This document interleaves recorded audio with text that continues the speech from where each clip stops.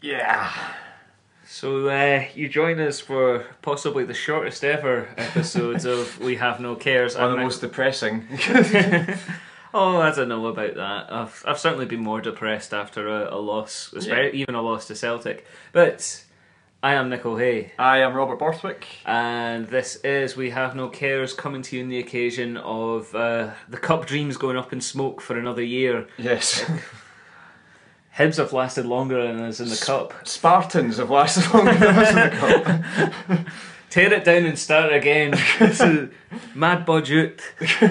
I hadn't even really thought about that about Spartans, but that's depressingly true. That's my Scottish Cup team. I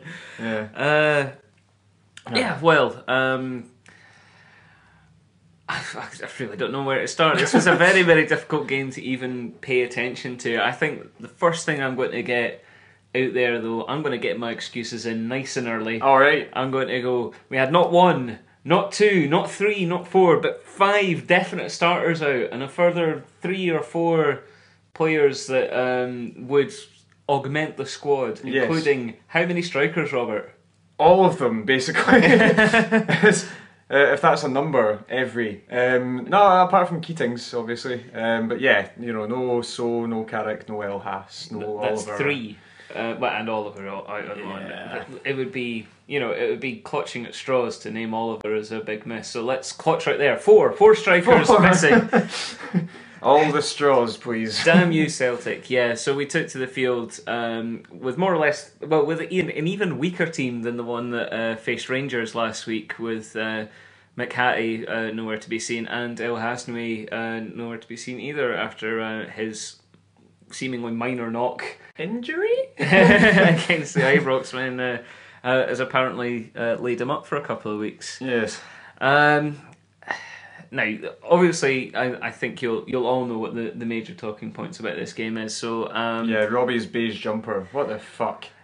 Jesus, Robbie. I mean, you've been doing so well, and then you get on the big stage and you make a huge error of judgment like that. I think we've known Robbie long enough now to see it's a minor slip up. It's not a big one, I don't know, but there was a point in the first half where Willie Collin was giving him a talking to in the sidelines, and it's like every element that normally works just combined to make him look like a frustrated farmer on this occasion, and it was a pissed off geography teacher.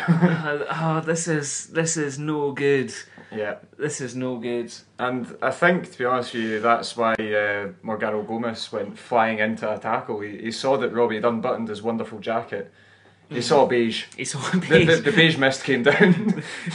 It was just a sheer lack of leadership from Robbie Nielsen, and his captain responded as any captain would. His captain responded as anybody catching sight of Scott Brown would. Yes. And charged into him recklessly, feet off the ground.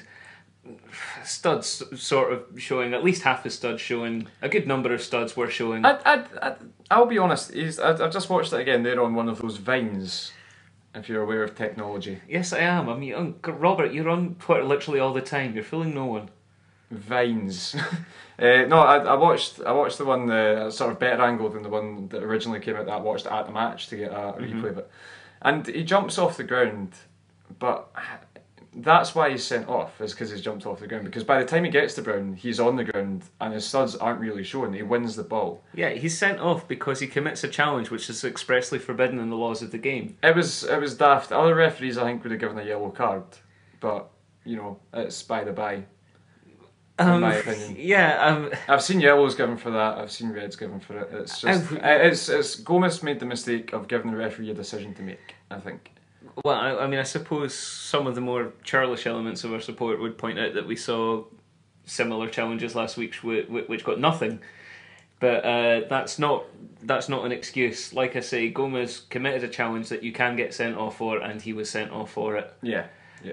Which just further goes to show that he needs Principal Abbott next to him, whispering, wonderful things in his ear. Just like, no, McGann, leave it, man. You're a great footballer. Really, you're just a nice guy. You don't need to do that. Just let Scott Brown live. I mean, he's got that face. It's punishment enough. It's his curse. Yeah, it is. But yeah, as I say, it was daft from Gomez. I just think that I've seen that not given as red cards before, as recently as last week. Okay. So, But, well, rightly or wrongly, or forever. Well, let us not dwell on it. Let's just, admit that it completely destroyed any chance that we would have had in a game that would have been incredibly difficult anyway. Yeah. Hearts we were all right for the remainder of the game. Yeah. It wasn't like a hugely brave, stirring performance to take it to Celtic, but we also didn't capitulate. We kept passing. We used, we were professional. Yeah. We kept our shape very solid, very rigid. Didn't really allow them past us too often, if at all. I remember a couple of deflected shots going over the bar and stuff like that, but these were, pot shots from range from the likes of James Forrest and all those kind of guys. So we restricted them a lot, and it was very professional, which is what you come to expect from this Hearts team. But yeah, I mean the goal, the first goal, Van Dijk's goal, it's a bit annoying one to lose, to be honest with you. I think that was annoying, but it was quite clear that it was good football by Celtic.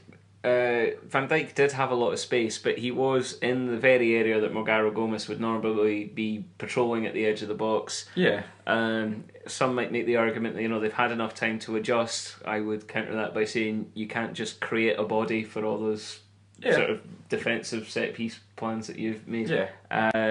Especially one as influential and well formed as Morgaro Gomez's. Yes.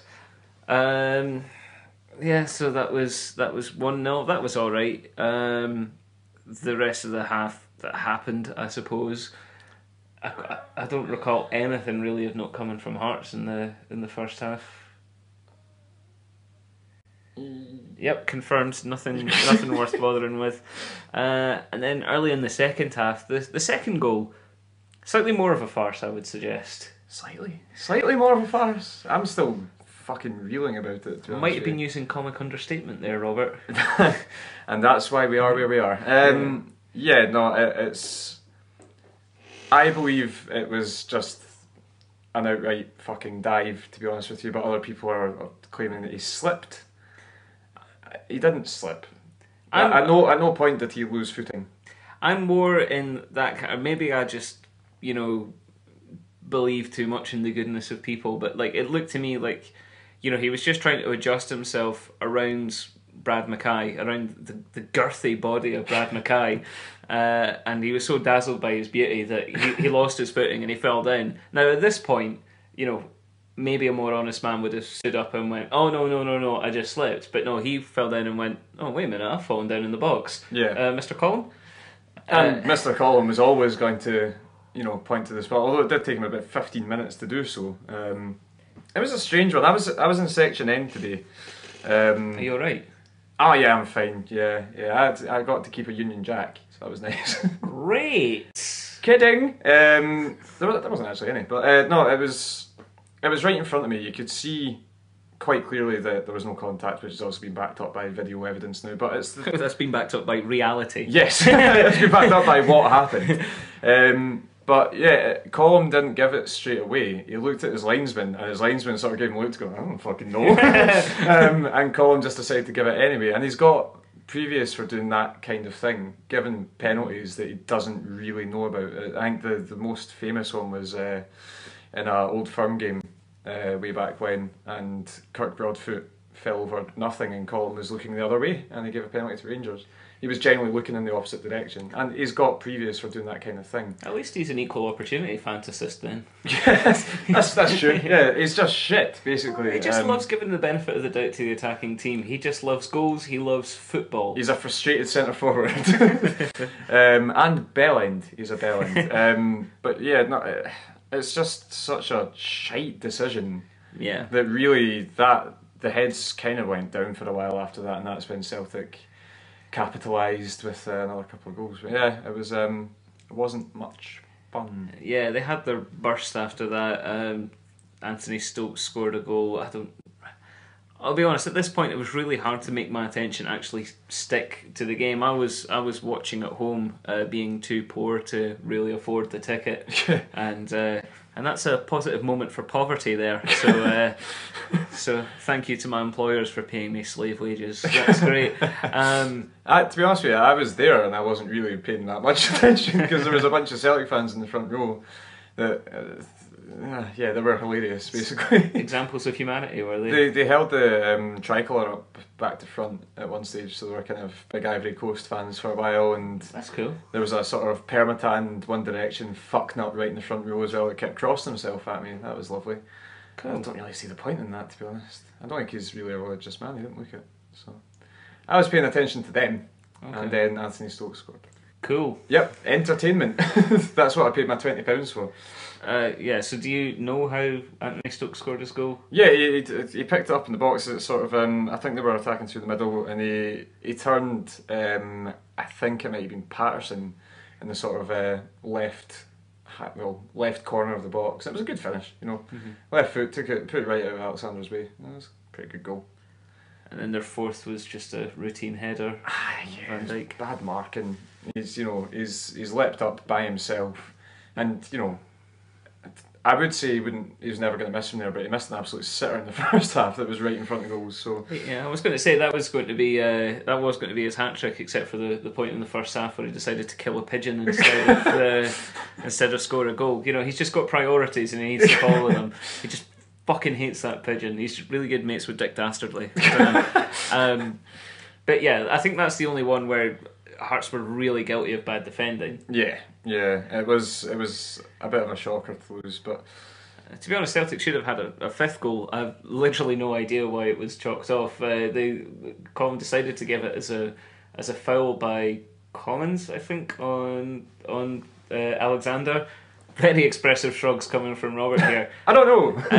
Well, it would have been on your blind side wherever the incident happens, but yep, didn't look like anything to me. I just assumed that he'd kicked out of Alexander's hands.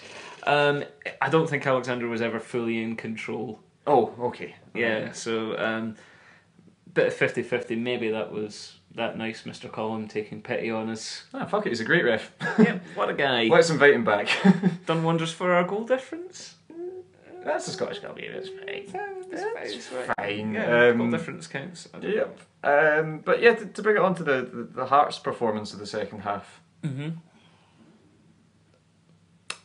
So who are we doing songs for? Well, we're going to... No, it was, There were two moments. Uh-huh. One where Principal Aben came on, got himself a bit of space in midfield and played a nice ball down the inside left channel for Buchanan to latch onto. Yep. Managed to get away from Ambrose.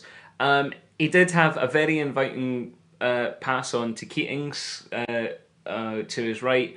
Possibly should have released him, but at that point we were 4-0 down, and I think he went, I fancy a goal myself, let's have a shot, and drilled it narrowly wide. Yeah. Yeah. I think Buchanan would actually look very good when he came on. I thought, he kept the ball, he would move it from side to side when he was on the wing, and then obviously he went up front and fashioned himself a chance there as well. He looks like a good versatile player, and maybe with just slightly more physical presence than Keatings.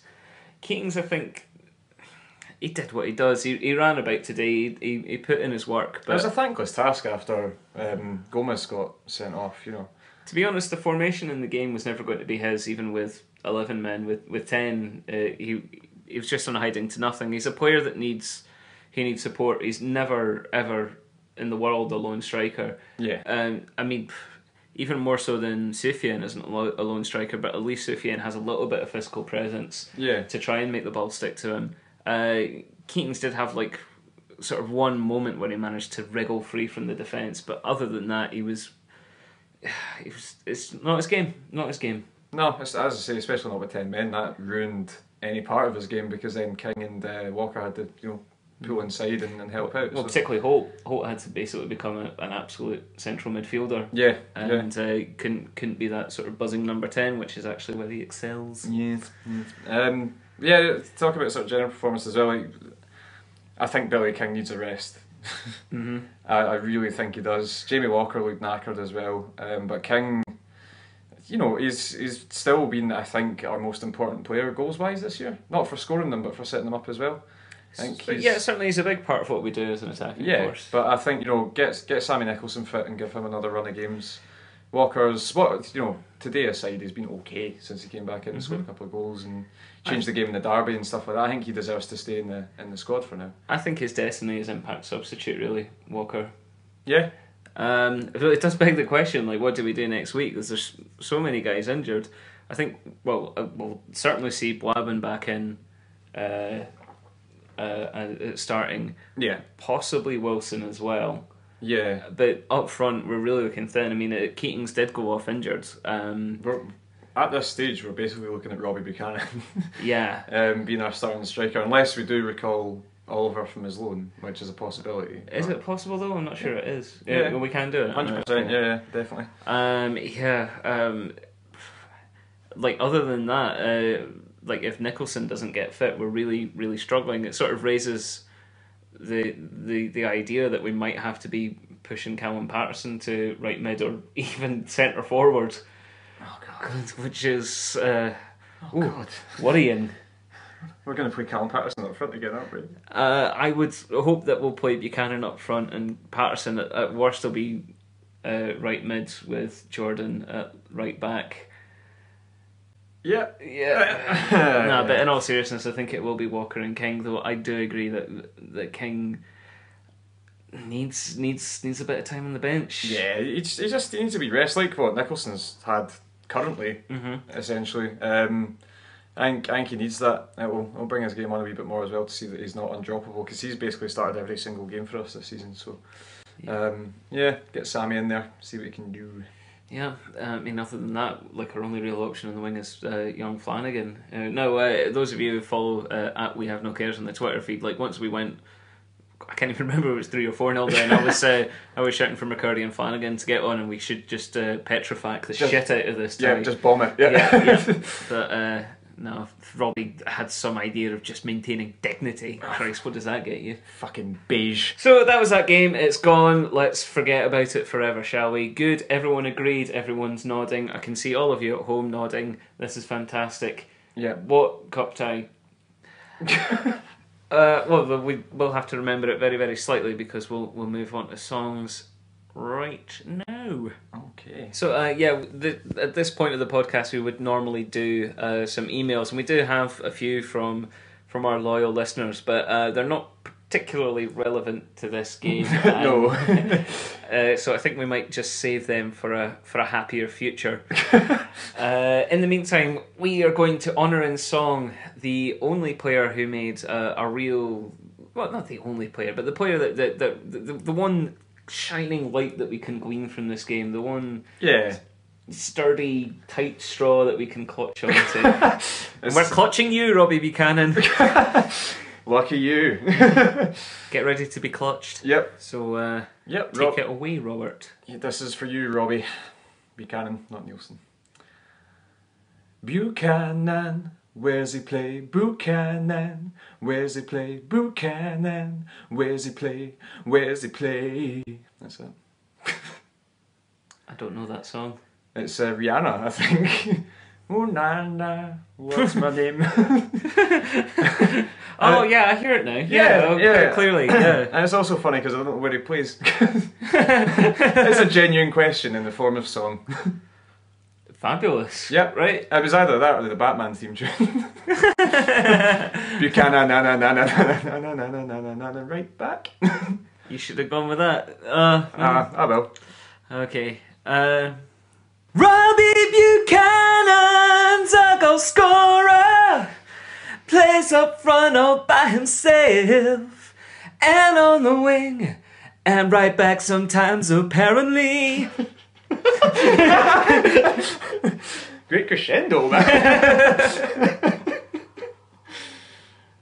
Yeah, I was also joking about the fact that Robbie Buchanan's position is a bit of a mystery. Yes, that's why it's funny. So, thanks, Robbie. Thanks for giving us something to talk about. Yep. This has been an exceptionally short episode of We Have No Cares. Oh, Scott Robinson played. Yes, he did. Yep. He did fine. Yeah, he did. Yeah. Yep. Yep.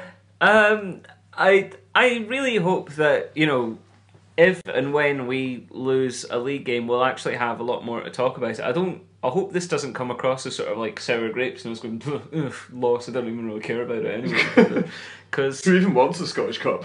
Because, like, even if we'd won this, I genuinely feel like this was kind of an irrelevant game. Yeah. I didn't. As soon as the draw was made, I was like, fuck. Well, that's a wasted weekend.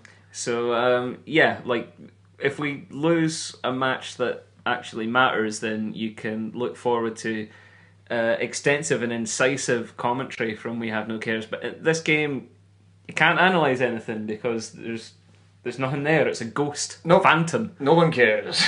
We have no one cares. Yeah. We have no one cares. Yeah. We'll workshop that alternative title for next week. In the meantime, if you want to send us any of your thoughts about this game or any other games or anything else to do with Heart of Midlothian, Rob's going to tell you how to do it. Well, you can email us at wehavenocares@gmail.com. Can I? You can. Yay! Yay! What? And you can also go to our Twitter, which is at wehavenocares. Yeah, I like how you're hamming it up there. Big finish. This is the most enthusiastic I've been all day. You can contact myself on Twitter at RF Borthwick. Oh man, I can do that if there's something I want Nicole not to hear about. Yeah, exactly, but you can contact Nicole as well, individually, at Nicole Hay. Oh, that's great. I want to abuse him because he's rubbish. Yeah, man. Cool. Steve Crawford. Steve fucking Crawford.